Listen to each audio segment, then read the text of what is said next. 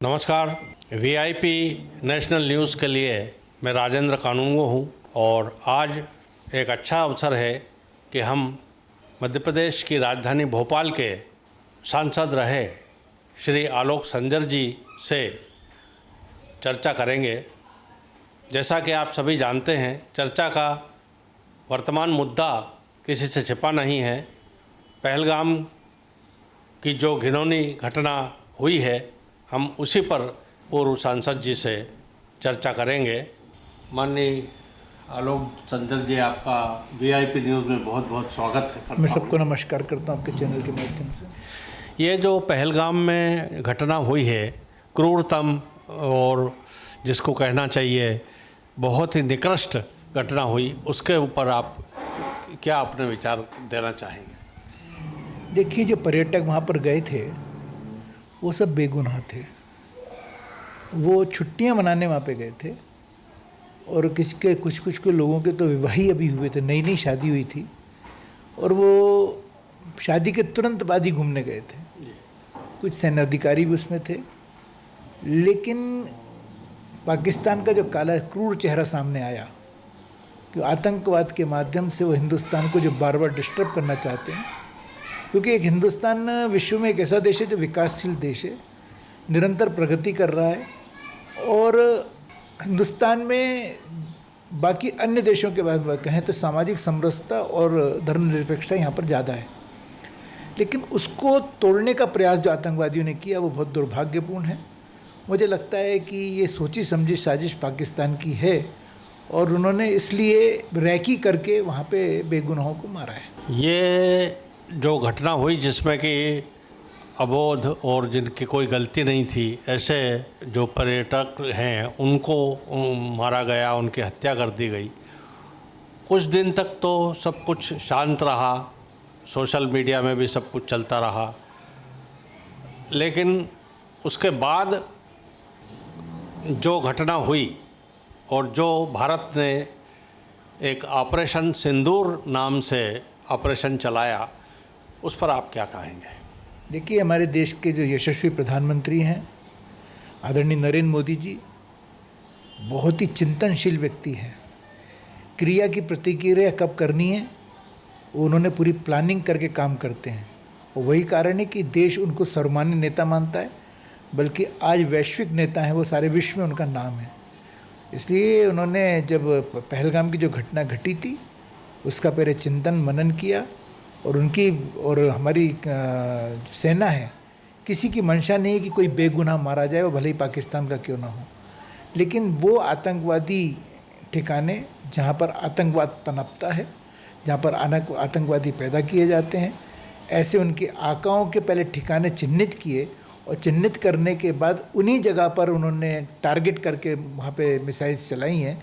इसलिए मैं कह सकता हूँ कि समय ज़रूर लगा होगा, लेकिन उन्होंने उन्हीं को मारा जो दोषी हैं। निर्दोषों को हिंदुस्तान कभी नहीं मारता। जैसे कि भारत की पॉलिसी रही है कि निर्दोषों को हम कभी कोई दंड नहीं देंगे, उसी के तहत जो है ये, जैसा माननीय संजय जी ने कहा, अब ये उसके फलस्वरूप जो एक भोपाल के अलावा अन्य शहरों में भी एक मॉक ड्रिल कराई गई थी शासन प्रशासन के द्वारा, उस विषय में आप कुछ प्रकाश डालेंगे?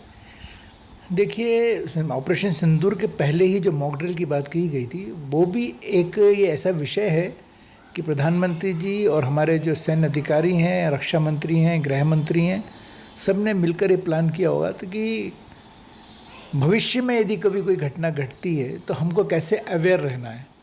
तो इसके लिए उन्होंने जिला प्रशासन से, राजनीतिक लोगों से सबसे आग्रह किया कि आम जनमानस के बीच में मॉक ड्रिल क्या होती है ये उनके बीच में पहुँचे। कि कभी कोई बाई द वे घटना घटती है, अभी तो कुल 5 शहरों को उन्होंने टारगेटेड किया था कि यहाँ पे मॉक ड्रिल का प्लान करेंगे, तो हमको रात में अंधेरा कैसे करना और अपने कांचों को ब्लैक कैसे करना। हम छोटे थे जब एक बार लड़ाई हुई थी हिंदुस्तान पाकिस्तान की, तब भी रात को पुलिस प्रशासन घूमता था, हम लोगों के जो कांच थे, खिड़कियों कांच वो काले किए गए थे, स्कूटर मोटरसाइकिल लाइटें काली की गई थी और जो हमारा जो सायरन है उसके मतलब हम कैसे समझें। आम जन को नहीं पता है कि सायरन क्यों बज रहा है, लेकिन यदि उनको बताया जाएगा तो ये सायरन क्यों बज रहा है, लॉन्ग सायरन क्यों है, टूट टूट कर क्यों बज रहा है, या तो इससे हमको मालूम पड़ जाएगा कि युद्ध की शुरुआत हुई है, या यहाँ पर अभी प्लेन्स ऐसे जाता आक्रमणकारी प्लेन से वो आने वाले हैं, या युद्ध का समापन हो गया है। तो ये सब चीज़ों से अवगत कराने के लिए एक सरकार ने एक अच्छा कदम उठाया। जिला प्रशासन और आम जन को, जो प्रबुद्ध जन, उनको उसमें इन्वॉल्व किया। और मेरे को तो खुशी इस बात की है कि हमारे भोपाल में लगभग सभी लोगों ने जो मॉक ड्रिल की बात थी, जो पेपरों में और समाचार पत्रों में और न्यूज़ चैनल पर जो दिखाया गया था, उसको लोगों ने फॉलो किया। अधिकतर लोगों ने लगभग 95% से अधिक लोगों ने जो है इसके मतलब को समझा और इसको व्यवस्थित रूप से उसका मॉक ड्रिल में जो निर्देश दिए गए थे उसका पालन किया। अब थोड़ी सी बात मैं, यदि आप उचित समझे तो, राजनीति पर करना चाहता हूँ। भोपाल की राजनीति में वर्तमान में सब कुछ सामान्य चल रहा है? राजनीति में हमेशा सामान्य नहीं चलता है। मैं, एक पुरानी कहावत है, जिसकी जैसी दृष्टि उसकी वैसी सृष्टि। राजनीति को हम जिस दृष्टि से देखेंगे उस दृष्टि से हमको दिखाई देगी। विपक्ष अपनी दृष्टि से देखता है, पक्ष अपनी दृष्टि से देखता है। तो हमको पॉजिटिविटी के आधार पर यदि हम राजनीति करें, क्योंकि अटल बिहारी वाजपेयी जी को आपने देखा, पढ़ा, सुना, उनके जीवन को देखा। और मैं जिस राजनीतिक दल में काम करता हूँ, भारतीय जनता पार्टी, मैंने दीनदयाल जी को भी पढ़ा, डॉक्टर श्यामा प्रसाद जी को भी पढ़ा, कुशाभाऊ ठाकरे जी के नज़दीक रह के काम करा। तो हमको सकारात्मक जब राजनीति हम करेंगे तो उसके परिणाम, सुखद परिणाम देर से आएंगे, लेकिन आएंगे तो बहुत अच्छे आएंगे। और वही कारण है कि राजनीति जो लोग भी करते हैं उसको धैर्य और संयम के साथ यदि करेंगे और उसको सकारात्मक दृष्टि से देखकर करेंगे, तो मुझे लगता है कि फिर राजनीति बहुत अच्छी चीज़ है। इसमें नीति से राज चलता है और सेवा की नीति यहाँ पर हमको ये मन में आता है कि हम सेवा करें, क्योंकि हम राजनीति में क्यों आए, हम किसी के काम आ सकें। तो उसको यदि हम अच्छे भाव से यदि काम करेंगे तो निश्चित ही मैं कहता हूँ कि राजनीति का जो हमारा धरातल है ये बहुत सुंदर होगा। और अच्छे सूर्य यहाँ पर उदित होते हैं और बहुत अच्छी रोशनी फैलाते हैं। हमारे यहाँ इसलिए कहा भी गया कि चेहरे बेती चलते रहो, आपके भाग्य का आपको मिलेगा। और मेरा तो सबसे बड़ा उदाहरण मैं स्वयं भी हूँ। भारतीय जनता पार्टी ने इतने बड़े पद से मुझे नवाज दिया, बड़े बड़े पदों पर मैंने काम किया, और मैं ही सब कुछ, मुझको ही सब कुछ मिले, ये भी एक प्रश्न हमारे सामने ज़रूर खड़ा होता है। लेकिन यदि मैं दूसरे की तरफ ध्यान देता हूँ कि हर व्यक्ति को कुछ ना कुछ मिले, तो निश्चित ही एक राजनीति के माध्यम से हम उनकी भी सेवा करते हैं, उनके माध्यम से जन जन की सेवा भी कर सकते हैं। भोपाल में आलोक छाया हुआ है, प्रकाश छाया हुआ है, चाहे वो आलोक संजर हो या वर्तमान में आलोक शर्मा हो। तो आलोक संजर के ज़माने में भोपाल के महत्वपूर्ण विकास कार्य ऐसे क्या हुए जिनको आप गिना सकते हैं? निश्चित ही बंसल, आज आप देखते हो जो हमारा RK MP है, वो मेरे टाइम पे उसका भूमि पूजन हुआ था। मैं ही उस पर, जब पहली बार हमने इस पर विषय रखा था। ये अपना IIT यहाँ पे जो खुला है वो भी मेरे कार्यकाल में ही आया है। फिर आपको यदि बताऊँ तो एम्स में भी हमने जो आपका ब्लड बैंक है, हॉस्टल्स हैं, ये सब हमने ही प्लान कराए थे। माननीय तब नड्डा जी हमारे स्वास्थ्य मंत्री हुआ करते थे। इसके अलावा राजधानी में हमारे शताब्दी एक्सप्रेस पहले RK MP से नहीं थी, उसको हम लेकर आए। बैरागढ़ रेलवे स्टेशन पहले रतलाम उस मंडल में था, उसको हमने भोपाल मंडल में कराया। ऐसे अनेक काम हमने कराए हैं। जो ग्रामीण क्षेत्रों में हमने जो तारा सेवनिया में आदर्श ग्राम बनाया था, उसको आप जाकर देख कर आएंगे तो आपको लगेगा वहाँ के लोगों से। ग्रामीण क्षेत्रों में मैंने खूब काम कराया, जिसने जो बोला, लोगों से निरंतर संपर्क में रहा।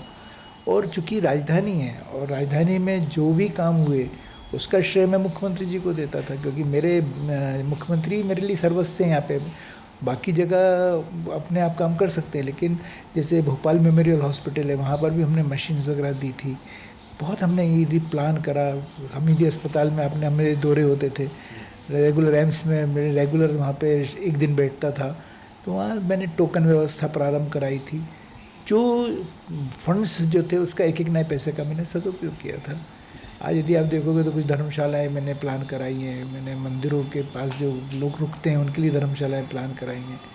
जगह जगह हमने नलकूप खनन भी करवाए थे। जहाँ पानी की समस्या थी वहाँ उसका निदान कराया था, बिजली की समस्या का निदान, क्योंकि ग्रामीण भी है यहाँ पर, शहर और ग्रामीण दोनों के साथ हमने काम करने का प्रयास किया।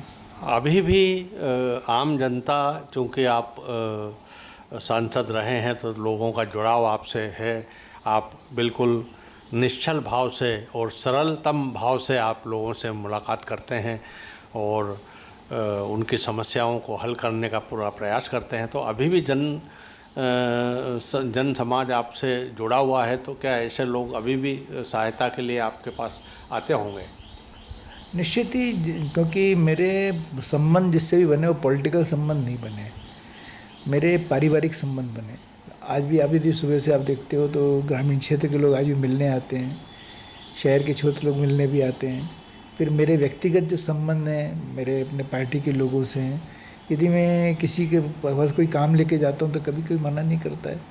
लोग बीमार पड़ते हैं तो उनको यदि स्वेच्छानुदान का यदि पत्र लिख देता हूँ और उनको उसको लाभ मिल जाता है तो ये मेरे अपने लिए अपना सौभाग्य मानता हूँ, क्योंकि मैं मानता हूँ कि मेरे घर में यदि कोई आया है तो भगवान आया है, उसकी बिना कृपा के कोई मेरे घर आ नहीं सकता। तो भगवान ने भेजा है तो कुछ करवाने के लिए मुझे माध्यम बनाया है। यदि मैं मना करूँगा, यदि मैं नहीं मिलूँगा तो माध्यम वो किसी और को बनाएगा। इसलिए मैं माध्यम बना रहा हूँ, भगवान की कृपा बनी रहे, तो इसलिए मैं कभी किसी को ना नहीं बोलता। 24 आवर्स मेरे मोबाइल चालू रहते हैं। बस आप यदि लोगों से पूछोगे तो कभी कोई कह नहीं सकता कि मैंने मोबाइल उठाया नहीं। बाय द वे, यदि नहीं उठा पाया तो मैं रिकॉल करता हूँ।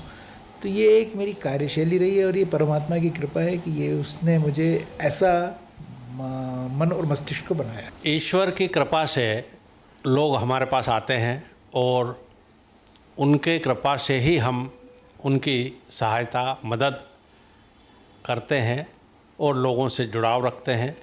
ये विचार हैं माननीय पूर्व सांसद आलोक संजर जी के। तो ये हमारे साथ अभी हमने चर्चा की वीआईपी नेशनल न्यूज़ के लिए भारतीय जनता पार्टी के भोपाल के पूर्व सांसद श्री आलोक संजर जी से, और उन्होंने वीआईपी चैनल के लिए समय निकाला, इसके लिए हम उनका आभार व्यक्त करते हैं। कैमरामैन हर्ष शर्मा के साथ वीआईपी नेशनल न्यूज़ चैनल के लिए मैं राजेंद्र कानूनगो।